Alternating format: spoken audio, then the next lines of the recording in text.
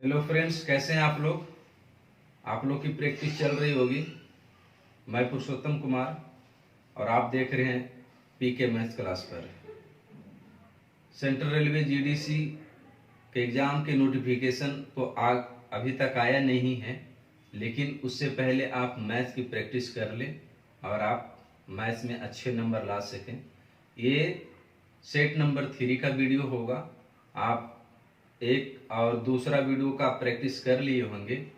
तो आइए हम शुरू करते हैं इस वीडियो में क्वेश्चन नंबर 1 से। प्रश्न में है 3000 को ए, बी और सी में इस प्रकार विभाजित किया गया है कि ए को बी और सी के कुल हिस्से का 1/3 तथा बी को ए और सी के हिस्से का कुल हिस्से का 2/3 प्राप्त होता है, तो सी का हिस्सा क्या है। टोटल अमाउंट दिया हुआ है 3000 रुपया। 3000 है और इसको बांटना है ए बी सी में। तो क्वेश्चन में है कि ए को बी और सी के कुल हिस्से का 1/3 मिलता है, मतलब ए को बी और सी के हिस्से का, तो ए रेशियो बी प्लस सी का बराबर कितना कर रहा है, 1:3। फिर है बी और ए और सी को का हिस्सा करा है 2:3 है।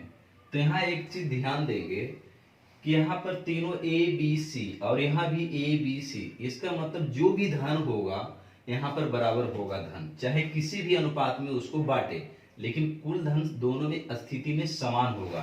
तो यहाँ कुल धन 4 हो रहा है और यहाँ कुल धन 5 हो रहा है, जो कि बराबर नहीं है। तो बराबर करने के लिए हम इसका वाला इसमें गुना करेंगे और इसका वाला इधर गुना करेंगे। तो 5 से गुना इसमें करेंगे तो हमारा रेशियो हो जाएगा 5 और 15, और इसको इसमें गुना करेंगे तो हो जाएगा 4 दूनी 8 और 4 तिया 12। अब ये पहले वाला खत्म हो गया। तो देखिए अब हो जाएगा टोटल 12 या 8 20, और इधर भी हो जाएगा 15 और 5 20। तो मतलब 20 की वैल्यू कितनी दी हुई है, 3000 रुपया। 3000 रुपया है ना। तो एक की वैल्यू निकालने के लिए 0 से 0 खत्म और 15 दूनी 30, मतलब एक का वैल्यू आ गया 150। तो क्वेश्चन में पूछ रहा है कि सी का हिस्सा क्या है। तो सी का निकालने के लिए ध्यान देंगे कि सी कैसे निकलेगा। तो देखिए यहाँ पर बी प्लस सी या तो इससे निकलेगा या तो इससे निकलेगा। तो ये दोनों मिलकर के 12 है और ए का हिस्सा कितना है, 5 है। तो 12 में 5 घटा देंगे तो सी का निकल जाएगा, मतलब 12 में से 5 जाएगा 7। तो 7 का हिस्सा निकालने के लिए 150 में 7 से गुणा, 15 7 105, मतलब 1050 रुपया। आप इससे भी निकालिएगा तो यही आंसर आएगा।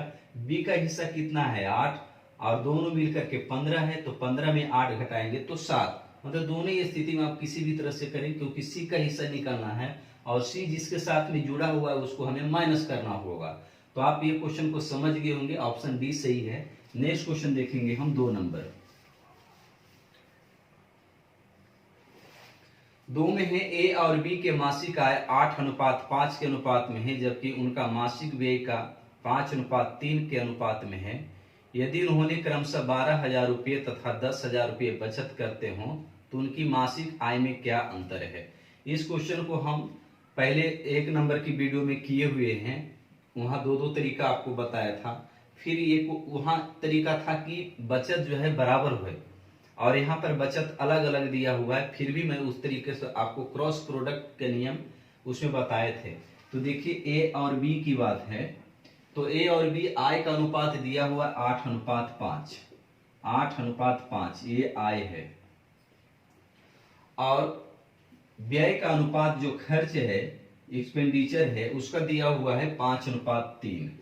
5:3, और उसका जो बचत दिया हुआ है, बचत जो दिया हुआ है 12,000 और 10,000। 12,000 मतलब के में लिख लेते हैं, 1000 को किलो बोलते हैं के से, तो 12 के और 10 के, ठीक है। अब यहां देखिए कि आय और ये व्यय है, तो इसको बनाने का तरीका क्या है कि पहले इसको गुणा करेंगे, तो 8 तिया 24, 24 ऊपर लिखेंगे, और फिर इधर 5 बचे 25, इसको ऊपर लिखेंगे।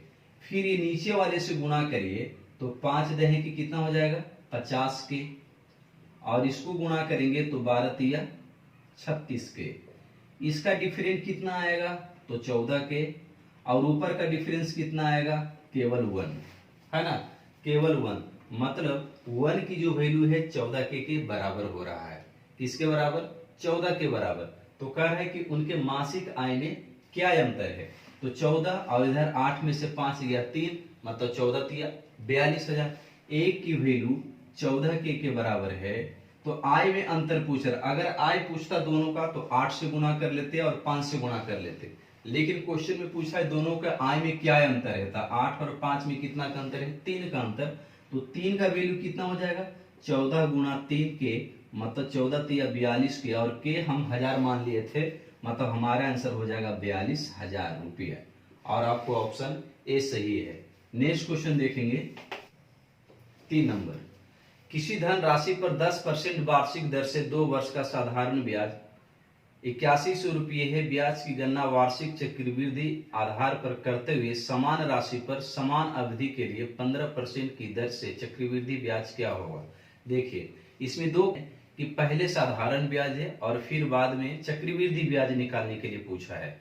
तो उसमें जो कह रहा है समान राशि पर, मतलब साधारण ब्याज से जो मूलधन आएगा उसी राशि पर निकालना है, और समान अवधि मतलब समान समय, जो साधारण ब्याज में 2 वर्ष का समय दिया हुआ है, समय में वही रहेगा, केवल चेंज किया हुआ है रेट का 15%। तो देखिए साधारण ब्याज से RT% को हम RT% को ब्याज कहते हैं जब हमारा मूलधन 100 होता है ना। तो आपको इसमें RT% बराबर कितना दिया हुआ? 8100 रुपया, और RT% निकालेंगे तो टाइम 2 वर्ष और रेट 10 वर्ष, मतलब 20%। 20% की वैल्यू कितना है? 8100। तो बताइए कि 100% बराबर कितना होगा, क्योंकि हमने मूलधन माना है 100, है ना। तो इस 100 लाने के लिए कितना से गुणा करेंगे? 5 से गुणा, तो हमारा 100 आएगा। तो इधर भी हम 5 से गुणा कर लेंगे, तो 00 और 5 एकम 5 और 8 पचे 40, मतलब ये हमारा क्या निकल गया है? मूलधन। ये मूलधन निकल गया। अब इसी मूलधन पर टाइम रहेगा हमारा 2 ईयर्स ही, लेकिन रेट हो जाएगा अब 15%। तो 15% को अब इस क्वेश्चन को CI के लिए बनाएंगे, है ना। तो 15% को हम लिख सकते हैं 3/20। 3/20 इसको हम इसमें प्लस करेंगे तो हमारा अमाउंट बन जाएगा 23/20। अब चूंकि 2 वर्ष की कहानी है तो इसका हम स्क्वायर कर लेंगे, तो हमारा बन जाएगा 529/400। तो 529 हमारा अमाउंट हो गया और ये हमारा प्रिंसिपल हो गया। अब यहाँ से CI निकालेंगे तो 529 में 400 जाएगा, तो 129 हमारा CI निकल जाएगा। तो CI यहाँ कितना है? 129। लेकिन ध्यान रहे कि ये रेशियो में है ना। अब हम कंपेयर करेंगे, है ना, कि ये जो मूलधन दिया हुआ है कितने में? 400। ये 400 है ना, तो 400 की जो वैल्यू है कितने के बराबर है? 405 पे 00। ठीक है, 00 यहाँ से कट जाएगा, मतलब 4 की वैल्यू कितनी है? 405। तो 1 की वैल्यू कितनी आएगी? 405/4। हमें CI निकालना है, तो CI को 129 की वैल्यू कितनी होगी? तो इसमें गुना हो जाएगा 405/4 और गुणा 129। गुणा करने के लिए सीखेंगे कि कैसे शॉर्टकट गुणा करेंगे। तो 405 129 को लिख लीजिए 100 + 29 और बटे में 4, तो क्या हो जाएगा? 405 पे 00 हो जाएगा, 405 पे 00, और 29 का हम पहाड़ा पढ़ेंगे तो 29 बचे 145 के 5 बाकी 14, और 0 आएगा तो 4 लिखा जाएगा बाकी 1। 29 चौक 116, 116 और 1 117 जोड़ देंगे, इसमें हम देंगे तो क्या हो जाएगा? 5 एकम 5 और फिर 7 और 5 12, 1 1 2 और 4 1 5। फिर इसमें हम 4 से डिवाइड लगाएंगे। 4 से डिवाइड तो लगा ही सकते हैं। 4 एकम 4 बच जाएगा 2, 4 तिया 12, 0 4 छक 24, 4 एकम 4 पॉइंट 4 दुनिया 4 पचे 20, मतलब कि इतना रुपया 13,061.25 रुपया हमारा CI निकलेगा। तो बिल्कुल इसको आप दोबारा बना करके देखिए, आपको बिल्कुल समझ में आएगा। नेक्स्ट क्वेश्चन देखेंगे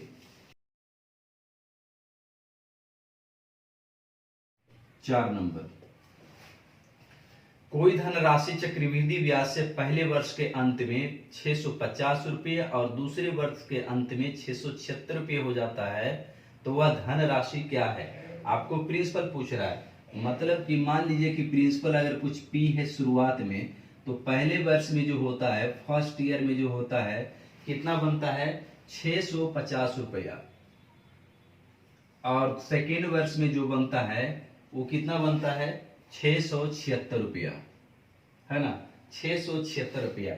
देखिए हम आपको जो रेशियो मेथड से बनाते हैं उसमें हम ए बाई पी के लिए हम निकालते हैं, तो कर लेंगे तो कितना बचेगा हमारा 6, और ये 7 में से 5 गया 2, 26। तो ये 26 अमाउंट का डिफरेंस है, इसका मतलब प्रिंसिपल इससे एक कम होता है। जैसे हम अभी आपको बताए थे पिछले क्वेश्चन में कि 3/20 था, तो अमाउंट लाने के लिए हम जोड़ दिए थे।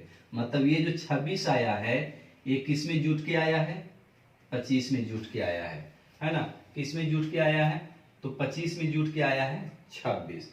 अब इसमें आपको जो है क्या निकालना है, मूलधन निकालना है कि कितना मूलधन होगा।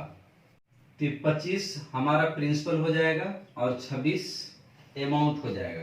तो जो 26 वैल्यू दी हुई किसकी है, 650 की। 26 की वैल्यू 650 है, तो एक की वैल्यू कितनी हो जाएगी 650 बाई 26। इसको काट लीजिए, 13 दूनी 26 और 13 पचे 65 और ये 25 दूनी 50, है ना। तो एक की वैल्यू 25 है, तो हमें धन राशि पूछ रहा है 25 की, तो 25 की वैल्यू कितनी हो जाएगी 25 इंटू 25 मतलब 625। तो 625 रुपया हमारा क्या हो गया, मूलधन हो गया, ऑप्शन सी। नेक्स्ट क्वेश्चन देखेंगे हम। 5 में यदि किसी बिक्री में साड़ी पर दी गई छूट अंकित मूल्य के 1/4 के बराबर है तो लागत मूल्य का बिक्री मूल्य से क्या अनुपात है। मान लीजिए कि अगर एमपी 100 रुपया है, एमपी 100 रुपया है, तो इसका 1/4 मतलब 25%। 1/4 छूट कितना दे रहा है 1/4, और 1/4 के मतलब 25%। तो 25% छूट दे रहा है, 25 रुपये छूट दे रहा है, तो कितना एसपी होगा इसका 75 रुपया, है ना। अब इसमें कह रहा है कि यदि 15% की हानि हुई है, तो 15% की हानि में मतलब वो 85 में सेल करेगा। 15 रुपये लॉस हो रहा है तो कितने में बेच करेगा 85 रुपये में, है ना। और यहाँ पर कितना है 75 है, तो मतलब 85 की वैल्यू 75 है, तो एक की वैल्यू कितनी होगी 75 बाई 85। तो 100 की वैल्यू कितनी होगी 75 बाई 85 इंटू 100, मतलब कि 17 पचे 85 और 15 पचे 75, 1500/17। ये क्या आया सीपी आया। तो सीपी और एसपी का रेशियो पूछ रहा है, तो सीपी हो गया 1517 और 75 निकालेंगे, इसको काटेंगे हम, 15 से काट लेंगे, 15 पचे 75 और ये 20 पचे 100, मतलब कि 20:17 आंसर होगा, 20:17। 6 नंबर में है, एक आदमी 80 केजी गेहूं खरीदता है और उसे 30 केजी के लिए किए गए भुगतान के बराबर के लाभ बेच देता है, तो उसके लाभ प्रतिशत क्या है। 80 रुपये में खरीदता है ना, और कह रहा है ये सीपी हो गया, और कह रहा है कि 30 केजी के लिए किए गए भुगतान के बराबर लाभ, मतलब यहाँ प्रॉफिट हो रहा है 30, तो एसपी कितना हो जाएगा 110। तो यहाँ पर कह रहा है आपको कि लाभ प्रतिशत क्या है, तो 80 से हो गया कितना बढ़ गया 30, मतलब कि 30/80 और इंटू 100, तो 0 से 0 कट जाएगा, 4 दूना 8, 25 चौका 100, 75/2। 75/2% आपको ऑप्शन सी में 37.1/2% दिया हुआ है, आपका ऑप्शन सी हो जाएगा। दो वस्तुएं में से प्रत्येक को 9720 रुपये की कीमत पर बेचता है, मतलब दोनों का विक्रय मूल्य 9720 रुपया है। अब कह रहा हूं उनमें से एक वस्तु पर विक्रेता को 8% का लाभ प्राप्त होता है और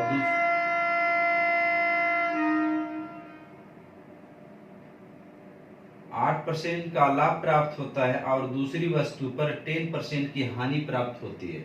दो वस्तु है, पहला और ये दूसरा। मान लीजिए कि इसका क्रय मूल्य 100 है और इसका भी क्रय मूल्य 100 रुपया है, मान लेते हैं।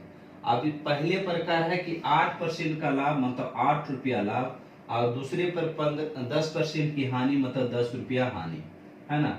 अब इसको क्या करिए, काट दीजिए। तो 4 दूनी 8, ये हो जाएगा 25 चौक 100।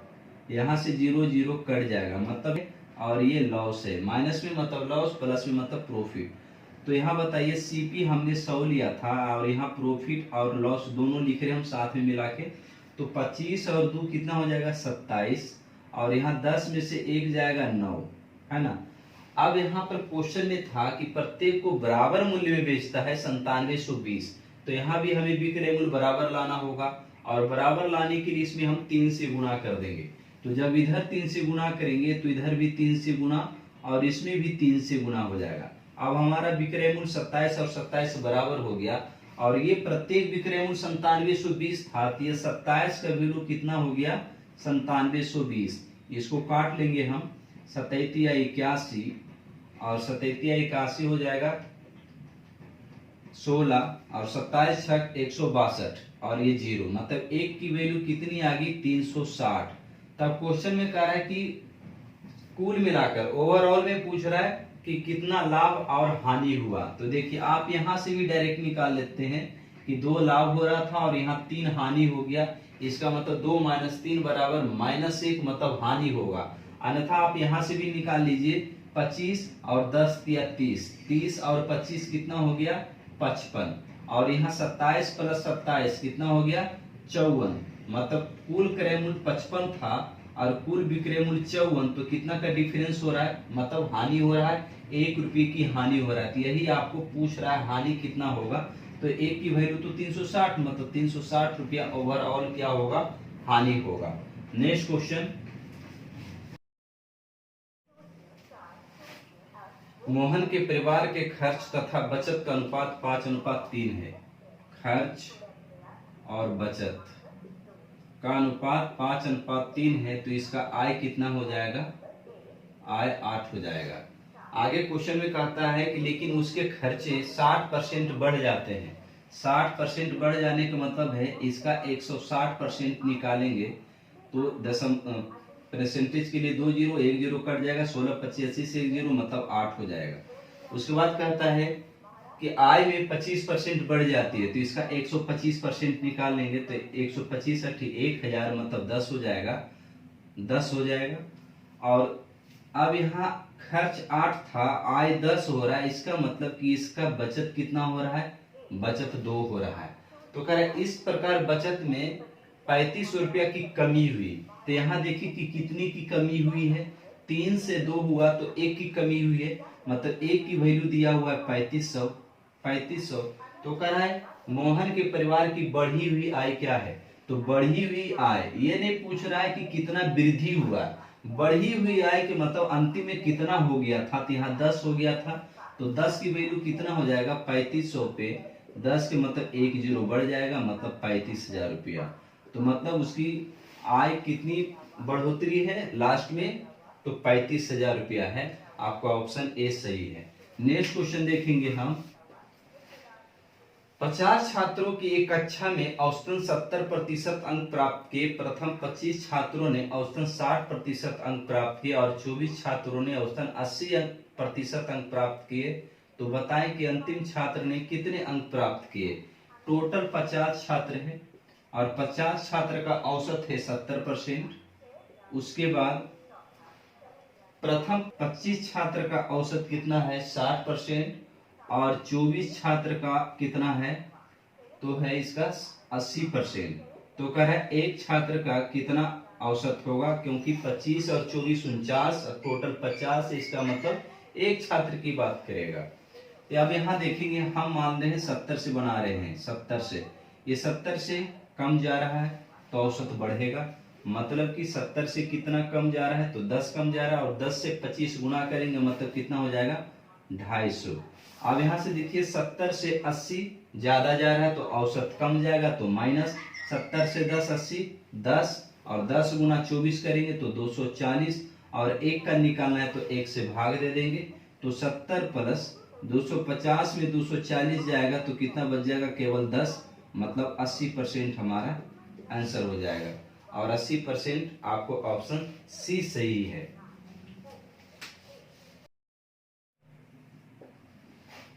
यदि तीन लगातार संख्याओं का गुणनफल 210 है तो दो छोटी संख्याओं का योग क्या है।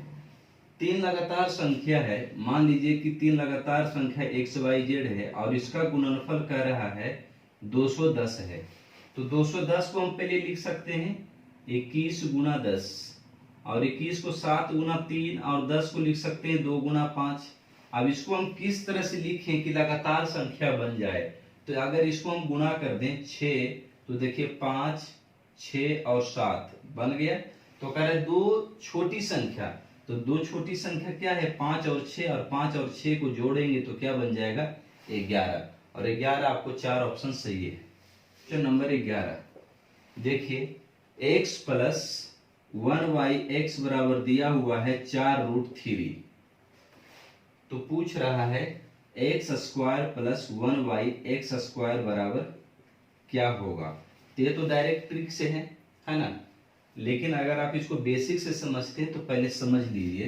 तो x प्लस 1y का अगर होल स्क्वायर करें तो हो जाएगा x² प्लस 1y² प्लस 2, है ना, प्लस 2, क्योंकि x इंटू 1y करेंगे तो x कट जाएगा। और इतना बराबर हमें कितना दिया हुआ है 4√3 का होल स्क्वायर बराबर x² प्लस 1y² प्लस 2, 4 चौक 16 और 16 तिया कितना हो जाएगा 48, और इधर प्लस 2 है तो मतलब इधर आएगा तो क्या बन जाएगा 46, इधर 2 है तो इधर क्या बन जाएगा घट करके 46। तो यहाँ डायरेक्ट ट्रिक में रहता है कि इसका हम स्क्वायर करते हैं और प्लस रहता है तो हम माइनस कर देते हैं 2, यहीं से ट्रिक डायरेक्ट टूट करके आता है -2। 12 नंबर, एक वर्ग का क्षेत्रफल एक वृत्त के क्षेत्रफल के बराबर है यदि वृत्त की त्रिज्या 7 सेंटीमीटर है तो वर्ग का विकर्ण क्या होगा। देखिए वृत्त से क्वेश्चन, एक ट्रिक आप याद रखिए रेशियो में कि अगर त्रिज्या और परिमाप और क्षेत्रफल 7, 44 और 154 के रेशियो में होता है। अब क्वेश्चन में कह रहा है कि 7 वृत्त की त्रिज्या है तो परिमाप हो जाएगा 44। अब आगे कह रहा है वर्ग का क्षेत्रफल वृत्त के क्षेत्रफल के बराबर है, मतलब जो वृत्त का क्षेत्रफल 154 है ये वर्ग के क्षेत्रफल के बराबर है, मतलब कि वर्ग का क्षेत्रफल क्या बन गया 154, और वर्ग का क्षेत्रफल का क्या होता है भुजा स्क्वायर, है ना, भुजा स्क्वायर बराबर क्या 154, अगर स्क्वायर हटाएंगे तो √154 हो जाएगा। अब इसको हम काटेंगे तो बन जाएगा 72 दूना 154 क्या नहीं 77 दूना 154 होता है। तो ये भुजा निकल गया। अब क्या निकालने के लिए कह रहा है वर्ग का विकर्ण, तो वर्ग का विकर्ण ये रूट अंडर में रह जाएगा, तो वर्ग का विकर्ण बराबर क्या हो जाएगा √2 इंटू भुजा, तो भुजा बराबर आ गया √77 इंटू 2, और ये गुणा में तो ये गुणा में चल जाएगा तो √2 और √2 बाहर निकल जाएगा, मतलब 2√77 सेंटीमीटर क्या हो जाएगा वर्ग का विकर्ण 2√77। आपको ऑप्शन ए में सही है। नेक्स्ट क्वेश्चन 13 में है यदि दो धनात्मक संख्याओं का योग 25 और उनका गुणनफल 144, दो धनात्मक संख्या मान लीजिए x और प्लस y का योग दिया हुआ है 25 और इसका गुणनफल दिया हुआ है 144। तो देखिए 144 को ऐसे में तोड़ना है कि उसका जोड़ करके 25 भी आ जाए और गुना करके 144 भी हो जाए, तो 16 नमा 144 दोनों को जोड़ेंगे तो हमारा 25 भी आ जाएगा जोड़ करके। तो हमारा आंसर कौन कौन सा हो जाएगा 16 और 9। तो कह उन संख्याओं का अंतर, तो 16 में से 9 जाएगा तो क्या आ जाएगा आंसर 7 आ जाएगा। 14 a plus b plus c बराबर 13, a plus b plus c बराबर 13 और दिया हुआ है a square plus b square plus c square बराबर 69। तो क्वेश्चन में पूछ रहा है a b plus b c plus c a बराबर मान क्या होगा। तो देखिए बहुत आसान है, अगर a प्लस बी प्लस सी के होल स्क्वायर का फॉर्मूला लगाएंगे तो 13 का स्क्वायर हो जाएगा 169 और 169 में 69 घट जाएगा तो हो जाएगा 100 और फिर 100 का आधा कर दीजिए तो आंसर हो जाएगा 50, आपका ऑप्शन डी। देखिए कैसे बनेगा, a plus b plus c का होल स्क्वायर लगाएंगे तो फार्मूला बनेगा a square plus b square plus c square plus 2 common और a b plus b c plus c a, इतना बराबर है 13, तो 13 का स्क्वायर हो जाएगा 169 और इतना का वैल्यू दिया हुआ है कितना 69 और plus 2 into a b plus b c plus c a, तो इसमें घट जाएगा तो बच जाएगा 100 और 100 इधर 2 गुना में है, a b plus b c plus c a, इतना लिखने की जरूरत नहीं है और ये 50, मतलब इसका वैल्यू कितने के बराबर आ गया 50 के बराबर। तो मुर्जवानी आंसर पहले था, ये आपको समझाने के लिए चीजें लिखा हूं। एक किसी शांत जल में नाव की चाल 9 है और धारा की चाल 3 है और किसी स्थान ए से बी, मान लीजिए अगर धारा इधर चल रहा है तो इधर धारा के साथ होगा और इधर धारा के विपरीत होगा। तो कह रहा है कि 9 किलोमीटर नाव की चाल है, नाव की चाल 9 किलोमीटर और धारा की चाल 3 किलोमीटर है ना। तो कह रहा है कि धारा के अनुकूल जाने और वापस आने में कुल समय 3 घंटा है, तो ये वाली दूरी क्या है, ये वाली दूरी क्या है। तो हम धारा के साथ और धारा के विपरीत वाली चाल निकाल लेते हैं, तो क्या होगा, धारा के साथ स्पीड कितना होगा 9 3 12 और धारा के विपरीत कितना चाल होगा, तो 9 में से 3 जाएगा 6। ये हमारा चाल का रेशियो हो गया। अब हम समय के रेशियो निकालेंगे तो एलसीएम ले लेंगे, तो हमारा एलसीएम कितना आ जाएगा 12, तो 12 एकम 12 और 6 दूना 12 है ना, तो हमारा हो गया समय।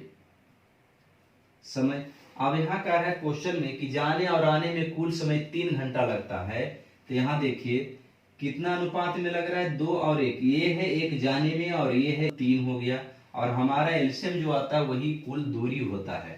तो कुल दूरी 1 की वैल्यू कितना आ गई 1, तो 12 की वैल्यू कितनी आएगी 12, मतलब टोटल डिस्टेंस ये कितना है 12 किलोमीटर कुल दूरी है ए से के बीच में। आपको 12 किलोमीटर ऑप्शन 2 सही है। नेक्स्ट क्वेश्चन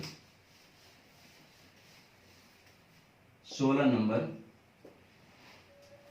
एक कारखाने में काम करने वाला एक श्रमिक अपने वेतन के 440 रुपया प्राप्त करता है, तो उसके पिछले साल के वेतन से 10% ज्यादा है। देखिए ये जो 440 रुपया प्राप्त करता है, तो पिछले साल मतलब अगर शुरुआत में उसको 100 रुपया है तो आगे जो मिल रहा है 110 रुपया मिल रहा है, क्योंकि 10% ज्यादा है ना। और जो 440 रुपये प्राप्त करता है उसके पिछले साल के 10% से ज्यादा है, मतलब ये जो वैल्यू दिया हुआ है 110 की वैल्यू दिया हुआ है 0 से 0, 11 चौक 44, 1 की वैल्यू 4 है, इसका मतलब जो आरंभिक में उसका तो पिछले साल का वेतन क्या था, तो इसके पिछले साल का वेतन क्या था, तो 100 लाने के लिए इधर 100 गुना मतलब 400 रुपया उसके पिछले का वेतन था। Option C.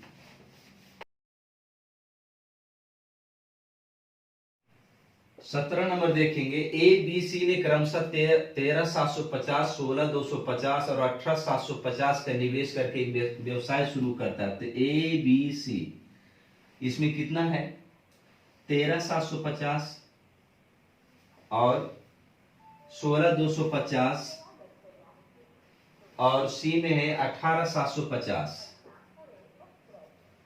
रेशियो निकालेंगे सबका, तो पहले 0 से 0 कट जाएगा, रहने दीजिए 0 भी है तो कोई बात नहीं, 0 से 0 काट लेते हैं। अब देखिए यहां से हम कैसे काटते हैं 25 से फटाक से नहीं, 75 को पैसे बना लीजिए और इधर को रुपये बना लीजिए 25 पैसे के, तो 75 में 25 पैसे के 3 सिक्के आएंगे और 18 रुपये में 4 सिक्के आएंगे, मतलब 18 चौक 72 और 3 75, मतलब 25 से कितने बार में कट जाएगा 75 बार में। फिर से समझिए, ये 25 पैसा है और ये 16 रुपया है, तो 16 रुपये को 25 पैसे, 1 रुपये में 4 25 पैसे, तो 16 रुपये में 4, 16 चौक 64, 64 और 1 कितना हो जाएगा 65, मतलब 65 बार में 25 से कट जाएगा। इसको काटेंगे तो 25 पैसे के यहाँ 3 सिक्के बनेंगे 75 पैसे हैं, और 13 रुपये को बनाएंगे 25 पैसे में तो 1 रुपये में 4, तो 13 रुपये में 13 चौक 52, 52 और 3 कितना हो जाएगा 55, फिर 5 से कट जाएगा, 15 पचे 75, 13 पचे 65 और 11 पचे 55। तो ये उनके जो पूंजी लगाए पूंजी का अनुपात है। उसके बाद कहता है कि यदि उनके द्वारा अर्जित लाभ में से बी का हिस्सा ₹5200 है, तो बी का हिस्सा 5200, यहाँ बी का हिस्सा 13 है, तो 13 की वैल्यू 5200 है, 5200 है, तो कितने से इसमें एक की वैल्यू कितने आ जाएगा 400, एक की वैल्यू कितने आ जाएगा 400, एक की वैल्यू निकालने के मतलब 13 से इसमें भाग करेंगे या 5200, 13 में 5200 लाने के लिए 400 से गुणा करेंगे, बात एक ही है। तो कह रहा है ए और सी के द्वारा अर्जित लाभ में कितना अंतर है, ए और सी, तो ए और सी में कितना का अंतर है, यहाँ 11 है और यहाँ 15 है, तो इसका अंतर 4, तो 4 की वैल्यू कितनी होगी, एक देखिए 13 की वैल्यू 5200 है, तो ए की वैल्यू कितना आया 400, तो अंतर कितना हुआ 4 का, तो 4 की वैल्यू कितना हो जाएगा 4 चौक 1600 रुपया, 4 चौक 1600 रुपया, आपका ऑप्शन सी सही। बहुत आसान सा क्वेश्चन है। 18 नंबर सीरीज से क्वेश्चन है 2 - 1/3, 2 - 1/3 गुना 2 - 3/5 गुना 2 - 5/7 और गुना ... 2 गुना 2 -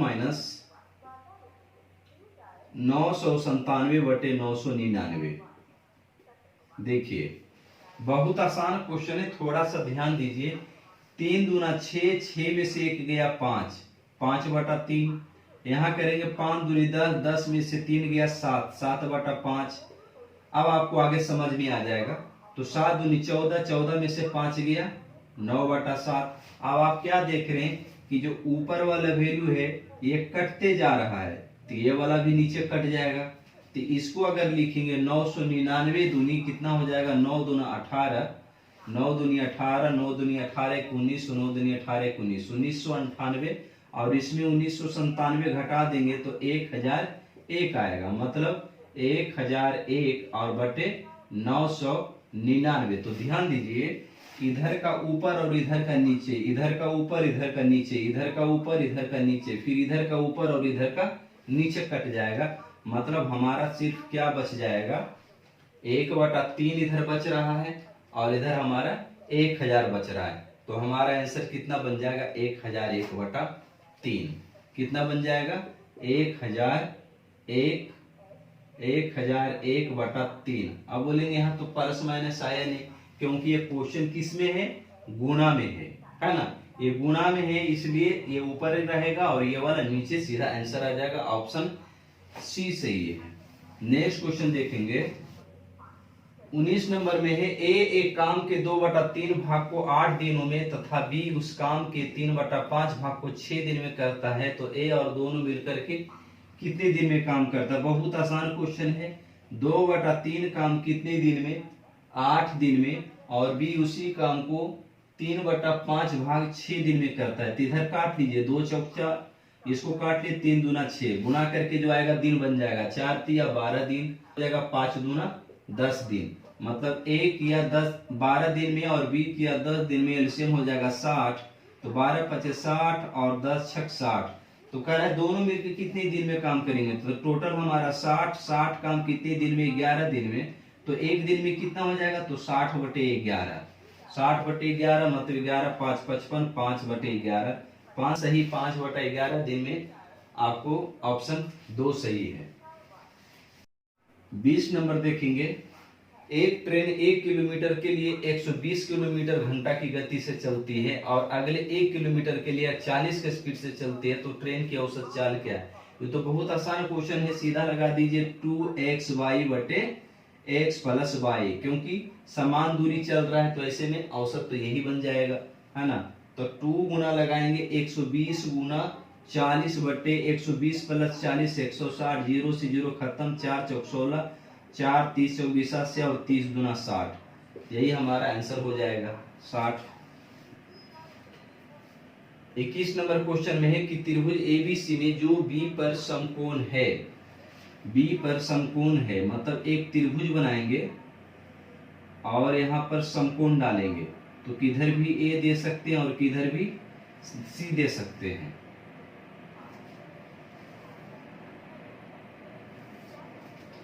और इसमें दिया हुआ है और इसमें दिया हुआ है कि tan A बराबर 1/2, तो आपको वैल्यू निकालना है sin A into cos C plus cos A बटे में cos C और into sin C minus sin A। देखिए sin C यहाँ पहले देखेंगे, यहाँ 1 है यहाँ 2 है, तो कर्ण निकालने के लिए लंब स्क्वायर प्लस आधार के स्क्वायर, तो 2 के स्क्वायर 1 4 और 1 के स्क्वायर 1, तो 4 और 1 5, 5 का वर्गमूल नहीं निकलता तो वो 5 ही रह जाएगा स्क्वायर रूट में। अब यहाँ से देखिए साइन आपको बताया था लाल बटे कक्का, लाल बटे कक्का, तो पहला जो होता है साइन लंब बटा कर्ण साइन होता है, और आधार बटा कर्ण के मतलब कॉस होता है ना, और लंब बटा आधार के मतलब टैन होता है, ये टैन होता है। तो देखिए साइन के मतलब लंब बटा कर्ण मतलब 1/√5, और फिर कॉस सी है तो कॉस सी मतलब आधार बटा कर्ण मतलब 2/√5 प्लस कॉस ए, अच्छा कॉस सी है ना, तो कॉस सी है तो इधर से एंगल लेना पड़ेगा, तो एंगल के सामने वाली साइड लंब होती है तो ये आधार हो जाएगा 1/√5। कॉस ए तो ये वाला आधार ये वाला एंगल के सामने वाली भुजा लंब होती है तो ये 2/√5 बटे में लिखेंगे कॉस सी, तो कॉस सी फिर वही आ जाएगा 1/√5, 1/√5, और साइन सी माइनस, तो साइन सी लंब बटा कर्ण लिखेंगे तो 2/√5, और माइनस साइन ए, तो साइन ए करेंगे तो 1/√5। अब देखिए ये तो कैंसिल हो जाएगा है ना। अब यहाँ से देखिए तो 2 और 1 3, 3/√5 आ गया, और यहाँ से करेंगे तो 2 में से 1 गया 1√5, √5 से √5 कैंसिल, मतलब हमारा आंसर क्या आ जाएगा 3। आपको ऑप्शन सी सही है। 22 नंबर में दिया है 5 sin square 60 degree, 5 sin square 60 degree plus 4 sec square 30 degree minus tan square 45 degree, और बटे में दिया है tan square 60 degree minus sine square 30 degree minus cos square 45 degree. देखिए साइन स्क्वायर 60 के वैल्यू √3/2, ये वैल्यू आपको याद रखना पड़ेगा है ना, तो 5 इंटू √3/2 का होल स्क्वायर प्लस सेक 30, तो पहले cos 30 निकाल लीजिए, तो cos 30 और साइन 60 बराबर होता है √3/2, तो cos होता है सेक का उल्टा या cos का उल्टा सेक, तो cos 30 √3/2, तो यहाँ पर सेक बराबर हो जाएगा 2/√3, तो यहाँ 2 से 4 से गुना है तो यहाँ लिखेंगे 2/√3 का होल स्क्वायर माइनस tan 45 मतलब साइन 45 बटे cos 45, साइन 45 1/√2, और cos 45 1/√2 उसका भाग देंगे तो आ जाएगा 1 बटे में tan square 60 sine square 60 by cos square 60, sine square 60 बराबर होता है √3/2, और cos स्क्वायर 60 बराबर करेंगे 1/2, तो 2 से कैंसिल हो जाएगा, बच जाएगा आपका √3 माइनस साइन स्क्वायर 30 डिग्री, तो साइन 30 के वैल्यू होता है 1/2, इसका स्क्वायर करेंगे 1/2, इसका भी स्क्वायर करेंगे, और फिर हो जाएगा माइनस कॉस स्क्वायर 45, तो 45 डिग्री का होता है 1/√2, साइन 45 और कॉस 45 का वैल्यू 1/√2 होता है। अब यहाँ देखिए तो क्या हो जाएगा 5 गुना 3/4 प्लस 4 गुना 4/3 बटे में 3 माइनस 1/4 और माइनस 1 स्क्वायर है तो 1/2। अब यहाँ से कितना बन जाएगा 15/4 और ये 16/3 बराबर 15/4 प्लस 16/3, और नीचे हो जाएगा 4 एलसीएम ले लेंगे तो 4 तिया 12, 12 माइनस 1 और माइनस 2/4, यहाँ से एलसीएम हो जाएगा 12 तो 15 तिया 45 और प्लस 4 है तो 16 चौक 64, अब बटे हो जाएगा 12 में से 3 जाएगा तो 9, और 9/4, 4 से 3 कट जाएगा, और ये उसको करेंगे तो 5 4 9 और 6 4 10, 109, 109 में हम 12 घटा लेंगे क्योंकि इसमें एलसीएम 12 आया था, 4 तिया 12 माइनस 1 था तो उधर माइनस 12 घट जाएगा। तो 109 में 12 घटेगा, 109 में 12 घटेगा तो 9 में से 2 गया 7, 10 में से गया 9, 97 और नीचे हो जाएगा 9 तिया 27, 97, 97/27। 50 मीटर ऊंचा है, एक टावर है, हाइट एंड डिस्टेंस से क्वेश्चन है, एक टावर है और ये 50 मीटर ऊंचा है। तो कर जिस समय सूर्य का शीर्ष लंब 45 डिग्री था, है ना, सूर्य का शीर्ष लंब कितना था, 45 डिग्री था, मतलब ये ऊंचाई जो जब 45 डिग्री पर था। आगे कह रहा है कि उस समय उसकी छाया उस समय की तुलना में जिस समय सूर्य का शीर्ष लंब 30 डिग्री पर है, तो ये 30 डिग्री पर है, तो कह रहा है कि उससे 1 मीटर कम होती, मतलब इसकी जो छाया यहाँ पर बनती है जब 30 डिग्री का कोण बनता है तो इससे जो है 1 मीटर कम बनता है।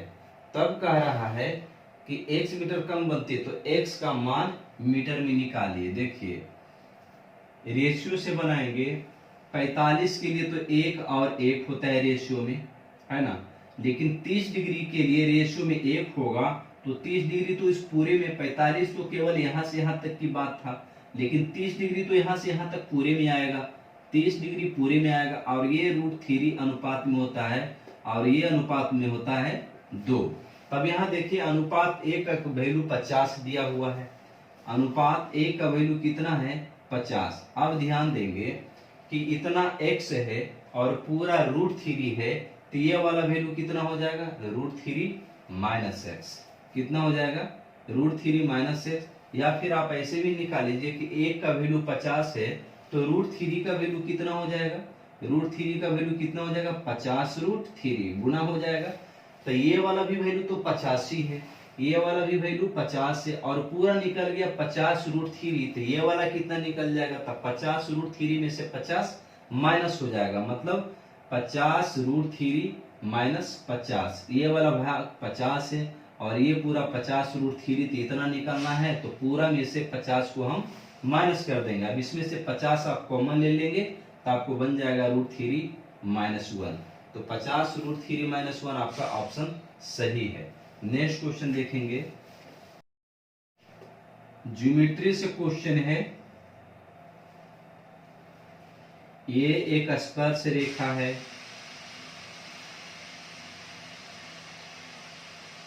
और यहाँ पे कोण बन रहा है,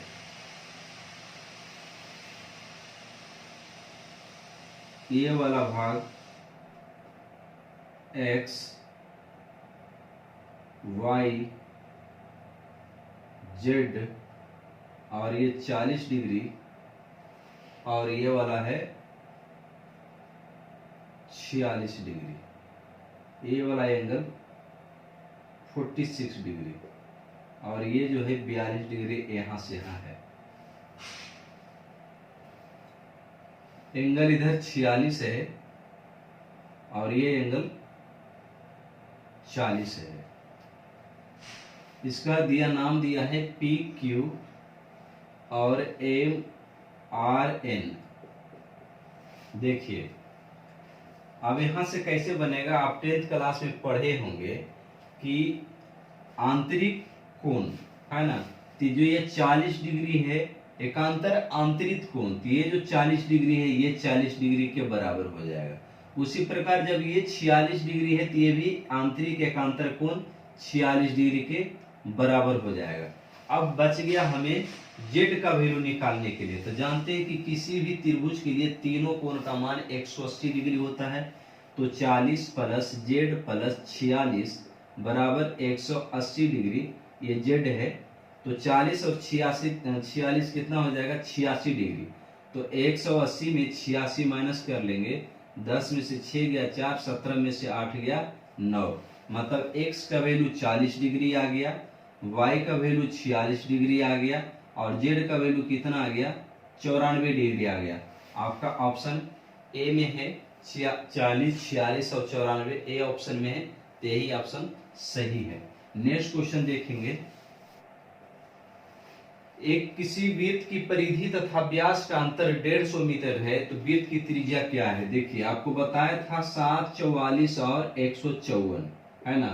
ये त्रिज्या है और व्यास है, और सॉरी परिमाप है, और ये क्षेत्रफल है।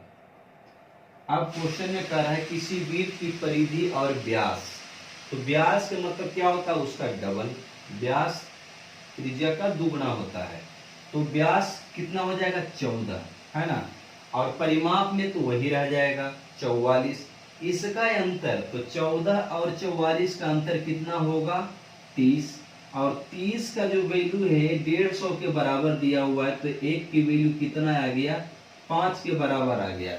तब क्वेश्चन में पूछ रहा है वृत्त की त्रिज्या क्या है, तो यहाँ वृत्त की त्रिज्या हम कितना लिए हैं? 7। तो 7 की वैल्यू कितनी हो जाएगी? 5 से 7 गुना करेंगे तो हमारा कितना आ जाएगा? 35 मीटर आंसर हो जाएगा। देखिए आपको यहाँ पर कोई फार्मूला नहीं यूज किया हूँ, बिल्कुल ये ट्रिक है, मतलब ये आपका एक रेशियो है। आप जब रेडियस की वैल्यू 7 रखेंगे तो आपको यही चीज मान आएगा। यही एक ट्रिक बनाया गया है और कुछ भी नहीं है। आप जैसे जानते हैं रेडियस बराबर 7 रखे तो परिमाप निकालेंगे 2 गुना 22/7 गुना r2 पाई r, तो 22×44 आ जाएगा। आप अगर क्षेत्रफल निकालेंगे पाई r स्क्वायर, तो 22/7 r स्क्वायर मतलब 7 × 7, 7 से कट जाएगा, 22×7 154 आ जाएगा। तो ये एक रेशियो बनाया गया है कि त्रिज्या अगर 7 के गुणनफल आधी, है ना, मतलब उसके गुणनफल नजदीक आ जाए, पॉइंट में आ जाए, चाहे कुछ भी हो, 7 से अगर कटने वाली है तो हमें निकालना आसान हो जाता है, इसीलिए एक रेशियो बनाया है। नेक्स्ट क्वेश्चन देख, ये आपका कुछ प्रश्न संख्या 25 ही था। क्वेश्चन नंबर 1 लगता है नहीं दिए थे 24 नंबर का। तो इस प्रकार के इस वीडियो में हम टोटल 25 क्वेश्चन देखे हैं। आप इस क्वेश्चन को बहुत अच्छा से मैंने सजाया हूँ, एक एक क्वेश्चन को कुछ हल्का क्वेश्चन दिया हूँ, कुछ हार्ड क्वेश्चन दिया हूँ। आप इसको प्रैक्टिस जरूर करें और अपने स्तर को जरूर जांचें। ठीक है दोस्तों, फिर मिलते हैं हम अगले टेस्ट में। तब तक के लिए धन्यवाद। और जाते जाते वीडियो को शेयर कर दीजिए, जो प्रैक्टिस नहीं कर पा रहे हैं ड्यूटी रहते हुए, तो उनको थोड़ा मौका मिल जाएगा, इससे हेल्प मिल जाएगा। तो बहुत बहुत धन्यवाद।